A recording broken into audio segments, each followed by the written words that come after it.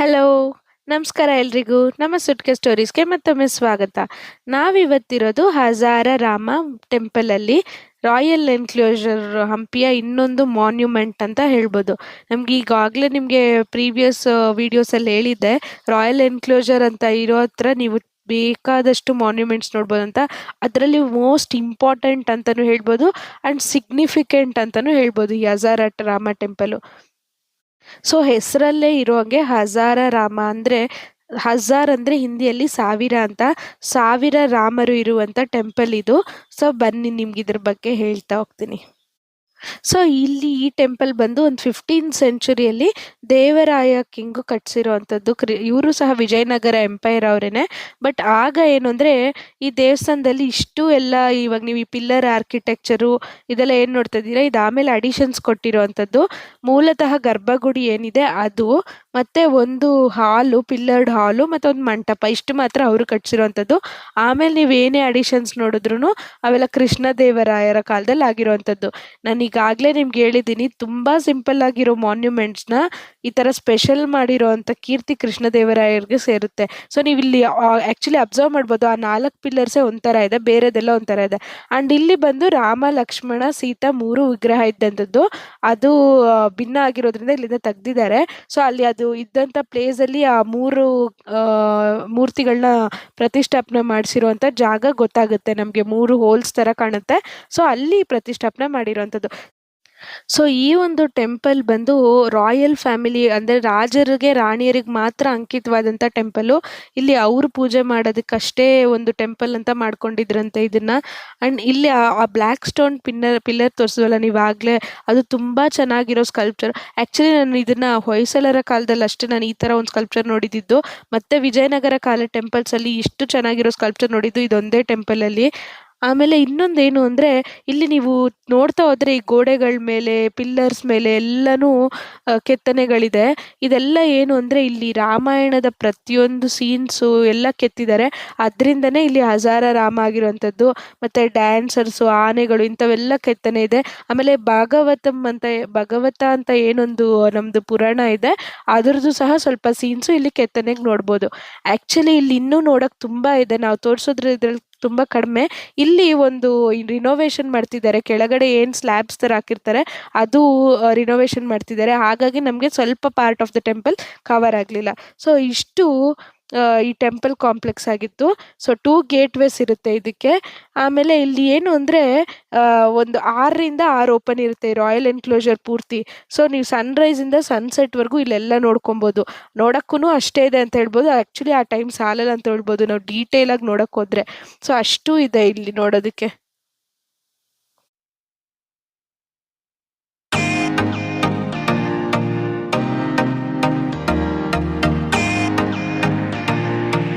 So ಈ ಹಜಾರ Rama temple ಎದುರುಗಡೆ ನಮಗೆ ಸಿಗುವಂಥದ್ದು ಪಾನ್ ಬಜಾರ್. ಪಾನ್ ಬಜಾರ್ ಅಂದರೆ ಏನೋ ಒಂದು ಅಬ್ರಿವೇಷನ್ ಏನೂ ಇಲ್ಲ, ನಾವು ನಾರ್ಮಲಾಗಿ ಕಾಮನಾಗಿ ತಿಂತೀವಲ್ಲ ಆ ಪಾನ್ಗೆ ಇದೊಂದು ಬಜಾರ್ ಇತ್ತಂತೆ ಇಲ್ಲಿ. ಸೊ ಇದನ್ನು ಒಂದು ಎಕ್ಸಾಂಪಲ್ ಆಗಿ ತೊಗೊಬೋದು, ವಿಜಯನಗರ ಎಂಪೈರಲ್ಲಿ ಟ್ರೇಡಿಂಗು, ಬಿಸ್ನೆಸ್ಸು ಮತ್ತು ಒಂದು ರಿಚ್ನೆಸ್ ಹೇಗಿತ್ತು ಅಂತ. ಸೊ ಪಾನ್ ಬಜಾರ್ ನೋಡ್ಕೊಂಡ್ಮೇಲೆ ನಾವು ನೆಕ್ಸ್ಟ್ ಬಂದಿರೋದು ಈ ಒಂದು ಮಾನ್ಯುಮೆಂಟ್ಗೆ. ಇದ್ರ ಹೆಸರು ಬಂದು ಕಿಂಗ್ಸ್ ಆಡಿಯನ್ಸ್ ಹಾಲ್ ಅಂತ. ಸೊ ಬನ್ನಿ ಇದ್ರ ಬಗ್ಗೆ ನಾನು ನಿಮ್ಗೆ ತಿಳಿಸ್ಕೊಡ್ತೀವಿ. ನಾವೀಗಿರೋದು ರಾಜ ಸಭಾಂಗಣದ ಹತ್ತಿರ. ರಾಜ ಸಭಾಂಗಣ ಬಂದು ಮಹಾದಿಬ್ಬದ ಪಕ್ಕದಲ್ಲೇ ಇರುವಂತದ್ದು, ಅದರ ಲೆಫ್ಟ್ ಹ್ಯಾಂಡ್ ಸೈಡ್ ಇರುವಂತದ್ದು. ಇದು ನಮ್ಗೆ ಈಗಿನ ಕಾಲದಲ್ಲಿ ನಮಗೆ ಕೋರ್ಟ್ ಹೆಂಗೋ, ಆಗಿನ ಕಾಲದಲ್ಲಿ ರಾಜರಿಗೆ ಈ ಸಭಾಂಗಣ ಹಂಗೆ. ಈ ಕೋರ್ಟ್ ಅಲ್ಲಿ ಏನಾದ್ರೂ ಪಬ್ಲಿಕ್ ಇಂದ ಅಥವಾ ಜನರಿಂದ ಏನಾದ್ರೂ ಹೇಳ್ಕೋಬೇಕು ರಾಜನ್ಗೆ ಅಂತಿದ್ರೆ ಇಲ್ಲಿ ಬಂದು ಹೇಳ್ಕೊಳ್ಳೋಂಥದ್ದು, ಇಲ್ಲಿ ಸಭೆ ಕರೆದಾಗ. ಹಾಗೆ ಏನಾದ್ರೂ ನ್ಯಾಯ ಪಂಚಾಯತಿ ಆ ತರದ್ ಮಾಡ್ಬೇಕಂದ್ರೂ ರಾಜ ಇಲ್ಲಿ ಬಂದು ಮಾಡೋವಂಥದ್ದು. ಆಕ್ಚುಲಿ ಇವಾಗ ನೀವು ಅಲ್ಲಿ ಏನ್ ದಿಬ್ಬದ ತರ ನೋಡ್ತಿದ್ದೀರಾ, ಅದ್ರ ಮೇಲೆ ಕಂಬಗಳಿತ್ತಂತೆ. ಬಟ್ ಕಾಲಾಂತರದಿಂದ ಕೊಲ್ಯಾಪ್ಸ್ ಆಗಿ ಈ ರೀತಿ ಒಂದು ವಾರ್ ಟೈಮ್ ಅಲ್ಲೆಲ್ಲ ಆಗಿರುವಂತ ಡ್ಯಾಮೇಜಸ್ ಇಂದ ಹಿಂಗಾಗಿದೆ. ನಾನು ಆಗ್ಲೇ ನಿಮ್ಗೆ ಕೆಳಗಿಂದ ತೋರಿಸಿದ್ನಲ್ಲ, ನಾವೀಗಿರೋದು ಆ ಸಭಾಂಗಣದ ಮೇಲೆ. ಸೊ ಇದು ಆಡಿಯನ್ಸ್ಗೆ ಇರುವಂತ ಜಾಗ. ನೀವು ಈ ಕಡೆ ಎಲ್ಲ ನೋಡ್ಬೋದು, ಅಲ್ಲೆಲ್ಲ ಬಂದು ಕುತ್ಕೊಳ್ಳೋಂಥದ್ದು. ಇಲ್ಲಿ ನಾವು ನಿಂತಿರೋ ಜಾಗದಲ್ಲಿ ರಾಜರಿರುವಂತದ್ದು. ಆಮೇಲೆ ನೀವು ಇಲ್ಲಿ ಕೆಳಗ್ ನೋಡಿದ್ರೆ ಇಲ್ಲಿ ಕಂಬಗಳಿರುವಂತದ್ದು ಕಾಣಿಸುತ್ತೆ. ಇಲ್ಲಿ 100 ಕಂಬಗಳದ್ದು ಒಂದು ವುಡನ್ ಕಂಬಗಳಿರುವಂತ ಜಾಗ ಆಗಿತ್ತಂತೆ. ಅಂಡ್ ಈ ಒಂದು ಪ್ಲೇಸ್ ಫುಲ್ ಗ್ರಾನೈಟ್ ಇಂದ ಮಾಡಿರೋದು. ಸೊ ಈ ಒಂದು 100 ಕಂಬ ಇತ್ತು ಅನ್ನೋದಕ್ಕೆ ಸಾಕ್ಷಿ ಇಲ್ಲಿ ನನ್ನ ಪಕ್ಕದಲ್ಲೇ ನೀವು ನೋಡಿದ್ರೆ ಗೊತ್ತಾಗುತ್ತೆ. ಇಲ್ಲಿ ಮಾರ್ಕ್ಸ್ ಎಲ್ಲ ಇದೆ ಅಷ್ಟು ಕಂಬದ್ದು.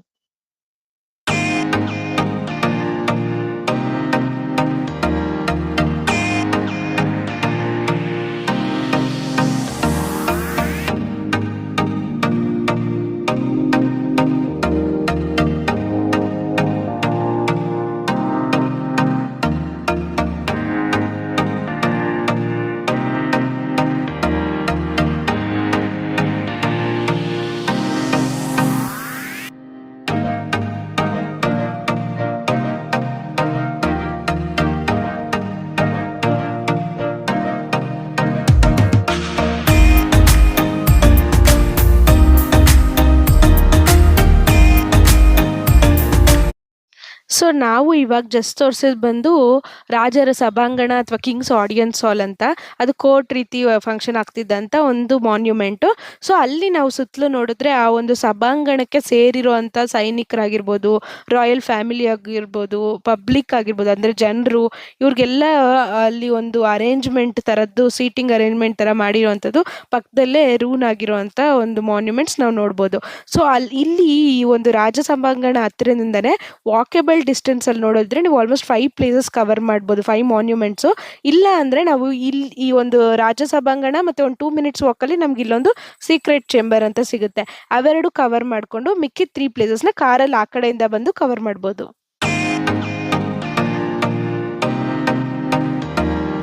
ಸೊ ನಾವೀಗಿರೋ ಅಂತದ್ದು ಅಂಡರ್ ಗ್ರೌಂಡ್ ಚೇಂಬರ್ ಅಥವಾ ಸೀಕ್ರೆಟ್ ಚೇಂಬರ್ ಅಂತ ಕರೀತಾರೆ. ಇದು ರಾಜರ ಕಾಲದಲ್ಲಿ ಅವ್ರು ಏನಾದ್ರು ಗುಪ್ತವಾಗಿ ಮಾತಾಡ್ಬೇಕಂದ್ರೆ ಇಲ್ಲಿ ಸಭಾಂಗಣದ ವೇಳೆ ಅವಾಗ ಚರ್ಚಿಸ್ಬೇಕಂದ್ರೆ ಒಳಗೋಗಿ ಮಾತಾಡೋದು. ಅಷ್ಟೇ ಅಲ್ದಿರ ಇಲ್ಲಿ ಇನ್ನೊಂದು ಪರ್ಷಿಯನ್ ಒಬ್ಬ ಟ್ರಾವೆಲರು ಮತ್ತೆ ಪೋರ್ಚುಗೀಸ್ ಟ್ರಾವೆಲರ್ ಮೆನ್ಷನ್ ಮಾಡಿರೋ ಹಂಗೆ ಆಗಿನ ಕಾಲದ ರಾಜರು ಖಜಾನೆ ಸಹ ಇಲ್ಲಿ ಇಟ್ಟಿದ್ರಂತೆ. ಮತ್ತೆ ಗ್ರೈನರಿ ಅಂದ್ರೆ ಒಂದು ಧನ ಧಾನ್ಯಗಳನ್ನ ಸಂಗ್ರಹಿಸೋ ಅಂತದ್ದು ಒಂದು ಕೊಠಡಿ ಅಂತ ಸಹ ಹೇಳ್ಬೋದು. ಬನ್ನಿ ಒಳಗೋಗಿ ನೋಡೋಣ ಎಷ್ಟು ವಾಸ್ಟ್ ಆಗಿದೆ ಇದು ಅಂತ. ಆಕ್ಚುಲಿ ಸ್ವಲ್ಪ ಸ್ಟೀಪ್ ಆಗೇ ಇದೆ, ಸ್ವಲ್ಪ ಇಳಿಯೋದಕ್ಕೆ, ಬಟ್ ಕಡಿಮೆ ಸ್ಟೆಪ್ಸ್ ಇರೋದ್ರಿಂದ ಈಸಿಯಾಗಿ ಇಳಿಬೋದು. ನ್ಯಾರೋ ಪಾತ್ ಇದೆ. ಸೊ ಇಲ್ಲಿ ನೋಡ್ತಿದ್ದೀರಲ್ಲ, ಈ ಥರ ನಾವು ಆ್ಯಕ್ಚುಲಿ ಸ್ವಲ್ಪ ಲೈಟ್ ಹಾಕ್ಕೊಂಡು ಬರಬೇಕು. ಸ್ವಲ್ಪ ಕತ್ಲೆ ಇದೆ. ಸೀಕ್ರೆಟ್ ಚೇಂಬರ್ ಅಂದಮೇಲೆ ಇಷ್ಟು ಮಾತ್ರ ರಹಸ್ಯವಾಗಿರಬೇಕು ಅನಿಸುತ್ತೆ. ಓ, ಇಷ್ಟೊಂದು ವಾಸ್ಟ್ ಆಗಿದೆ. ಇದು ಸೀಕ್ರೆಟ್ ಚೇಂಬರ್ ಒಂದೇ ಆಗಿರೋಕ್ಕೆ ಸಾಧ್ಯನೇ ಇಲ್ಲ. ಅವ್ರು ಹೇಳ್ದಂಗೆ ಇದು ಟ್ರೆಜರಿ ಸಹ ಇರಬೇಕು. ಸೊ ನೀವು ನೋಡ್ತಿದ್ದೀರಲ್ಲ, ಒಂದು ಸೀಕ್ರೆಟ್ ಚೇಂಬರ್ ಇಷ್ಟು ದೊಡ್ಡದಾಗಿದೆ ಅಂದರೆ ಜಸ್ಟ್ ಒಂದು ಡಿಸ್ಕಷನ್ ಮಾಡೋದಕ್ಕೋಸ್ಕರ ಅಂತಂದರು. ಬಟ್ ನನಗೆ ಗೊತ್ತಿರೋಂಗೆ ಆ ಒಂದು ಟ್ರೇಡರ್ಸ್ ಎಲ್ಲ ಏನು ಇನ್ಫಾರ್ಮೇಷನ್ ಕೊಟ್ಟಿದ್ರು ಅದು ಟ್ರೆಷರ್ ಇಟ್ಟಿರೋವಂಥದ್ದು ಮತ್ತು ಗ್ರ್ಯಾನರಿ ಯಾವುದು ಅಂತ ಅನಿಸುತ್ತೆ. ಬಿಕಾಸ್ ತುಂಬ ವಾಸ್ಟ್ ಆಗಿದೆ. ಬರೀ ಸೀಕ್ರೆಟ್ ಚೇಂಬರ್ ಆಗಿದ್ರೆ ಅವರು ನಿಂತು ಮಾತಾಡೋಕ್ಕೆ ಅಥವಾ ಡಿಸ್ಕಸ್ ಮಾಡೋದಕ್ಕೆ ಬೇಕಾದಷ್ಟಿಲ್ಲ. ಇಲ್ಲಿ ತುಂಬ ಒಂದು ವಾಸ್ಟ್ ಆಗಿದೆ. ಆ್ಯಂಡ್ ಇದೇನು ಅಂದರೆ 2 ಎಂಟ್ರೀಸು. ನಾವು ಆ ಕಡೆ ಬಂದಿದ್ದೊಂದು ಎಂಟ್ರಿ, ಇವಾಗ ಹೋಗೋದು ಎಕ್ಸಿಟ್ ಇನ್ನೊಂದು ಕಡೆ. ಸೊ ಆ ಥರ 2 ವೇಸ್ ಇದೆ ಇದಕ್ಕೆ.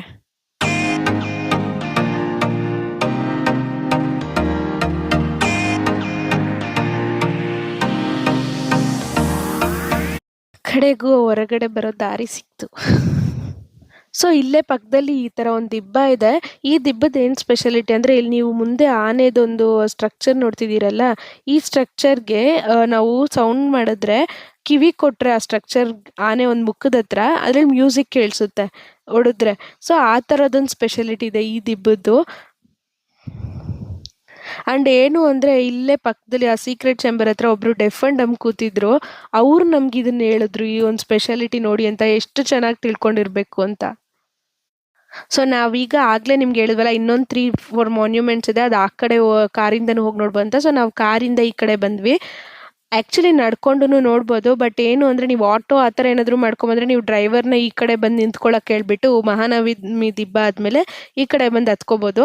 ಬಟ್ ನಮ್ದೇನು ಅಂದರೆ, ನಮ್ಮದು ಓನ್ ಕಾರ್ ಇರೋದ್ರಿಂದ ನೀವು ಇಲ್ಲಿವರೆಗೂ ಬಂದರೆ ಮತ್ತೆ ವಾಪಸ್ಸು ಆ ಕೋರ್ಟು ಎಲ್ಲ ನೋಡಿದ್ವಲ್ಲ ನಾವು, ಸಭಾಂಗಣ ಎಲ್ಲ, ಅಲ್ಲಿವರೆಗೂ ವಾಪಸ್ ಹೋಗಿ ಮತ್ತೆ ಆ ಪಾರ್ಕಿಂಗಿಗೆ ಹೋಗಬೇಕಾಗುತ್ತೆ. ಹಾಗಾಗಿ ನಾವು ಓನ್ ಕಾರ್ ಇದ್ದರೆ ನೀವು ಇಲ್ಲಿ ಬಂದು ನಿಲ್ಲಿಸ್ಬಿಟ್ಟು ಇಲ್ಲಿಂದ ನೋಡ್ಕೊಂಡು ಹೋಗೋದು ಬೆಟರ್ ಐಡಿಯಾ. ಬಟ್ ಆಟೋ ಎಲ್ಲ ಇದ್ದರೆ ನಿಮ್ಗೆ ಅಲ್ಲಿಂದ ನಡ್ಕೊಂಬಂದ್ಬಿಟ್ರೆ ಇಲ್ಲಿ ಬಂದು ವಾಪಸ್ ಬರೋಷ್ಟು ನಿಮಗೆ ನಡೆಯೋದು ಕಡಿಮೆ ಆಗುತ್ತೆ. 1 ವೇ ಆಗುತ್ತೆ ಅಷ್ಟೇ ನಿಮಗೆ. ನೀವು ಆಗಲೇ ಒಂದು ದಿಬ್ಬ ತೋರಿಸಿದ್ವಲ್ಲ, ಅಲ್ಲಿ ಎಲಿಫೆಂಟ್ ಎಲ್ಲ ಇದ್ದಿದ್ದು, ಅಲ್ಲಿಂದ ಒಂದು 2 ಮಿನಿಟ್ಸ್ ವಾಕ್ ಅಷ್ಟೇ ಆಗುತ್ತೆ ಮಹಾನವಮಿ ದಿಬ್ಬ.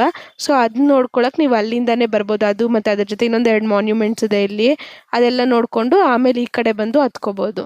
ಸೊ ನೀವು ಏನು ವೆಹಿಕಲ್ ಬಂದಿದ್ದೀರಾ ಅನ್ನೋದ್ರ ಮೇಲೆ ಈ ಒಂದು ಮಾನ್ಯುಮೆಂಟ್ ಹತ್ರ ಪ್ಲ್ಯಾನ್ ಮಾಡ್ಕೋಬೇಕು. ಸೊ ಇಲ್ಲಿ ರಿನೋವೇಷನ್ ಮಾಡ್ತಾ ಇರೋದ್ರಿಂದ ನಮ್ಗೆ ಅದನ್ನ ಹತ್ರ ಹೋಗಿ ಅದು ಹತ್ತಕ್ಕೆಲ್ಲ ಬಿಟ್ಟಿಲ್ಲ. ಇಲ್ಲ ಅಂದರೆ ಹತ್ರನೂ ಹೋಗಿ ನೋಡ್ಬೋದು ಈ ಒಂದು ಮಹಾನವಮಿ ದಿಬ್ಬನ.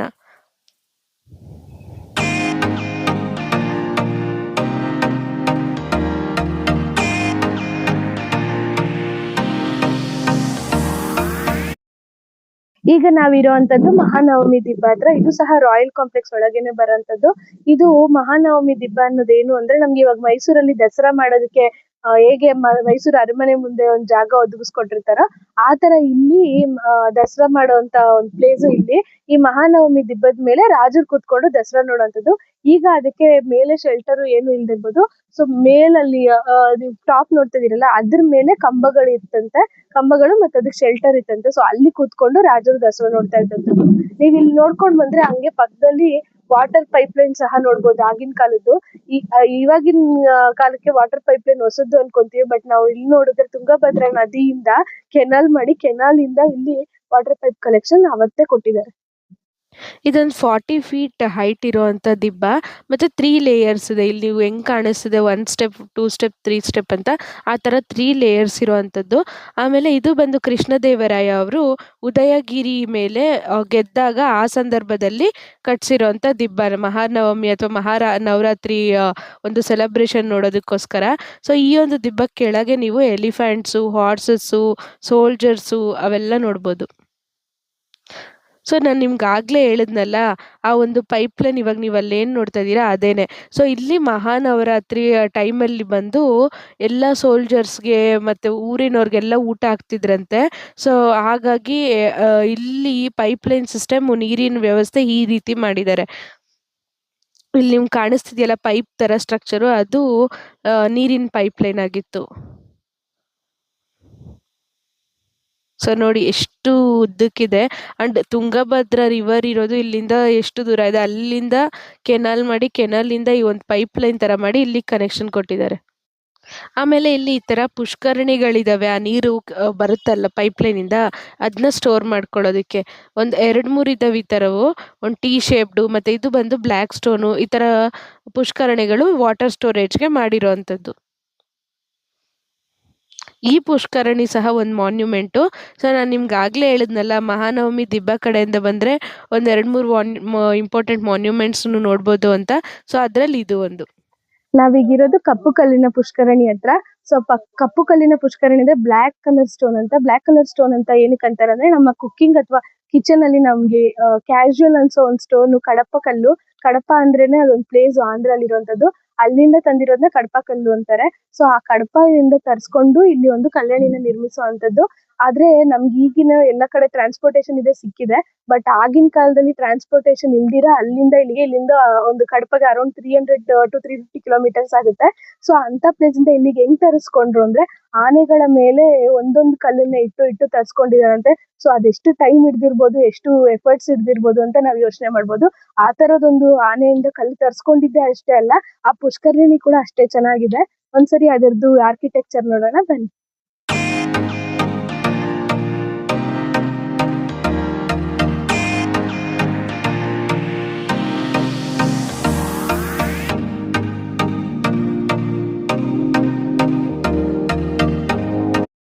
ಇಷ್ಟು ರಾಯಲ್ ಎನ್ಕ್ಲೋಜರ್ದು ಇನ್ನೊಂದು ಭಾಗ ಆಗಿತ್ತು, ಅಥವಾ ಇನ್ನೊಂದು ಸ್ವಲ್ಪ ಮಾನ್ಯುಮೆಂಟ್ಸ್ ಆಗಿತ್ತು.